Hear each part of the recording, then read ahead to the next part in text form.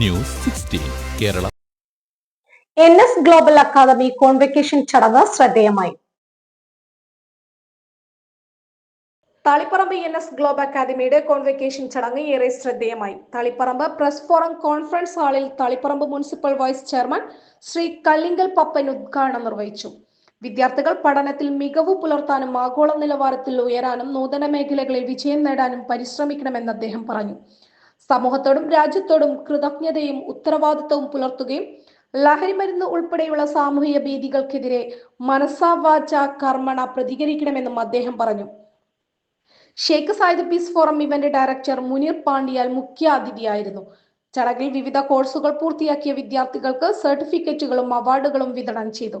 യുവഗായകൻ Swaraj ശിവകുമാറും PPTDC student ഫർഹാനയും ചേർന്ന് നടത്തിയ live performance പരിപാടിക്ക് കൂടുതൽ ആകർഷണം നൽകി. PRO ഫബീന ടീച്ചർ സ്വാഗതം പറഞ്ഞ ചടങ്ങിന് NS ഗ്ലോബൽ അക്കാദമിയുടെ ഡയറക്ടർ സുഹൈൽ സർ അധ്യക്ഷനായി. മുസ്തീന ടീച്ചർ നന്ദി പറഞ്ഞു. Shifana teacher, Zainaba teacher, Munavvira teacher, Hasna teacher, Ambili teacher, Nikhila teacher, Sherifa teacher, Nishana teacher, Jaseela teacher തുടങ്ങിയവരും വേദിയിൽ ആശംസകൾ അർപ്പിച്ചു. ന്യൂസ് 16 തളിപ്പറമ്പ്.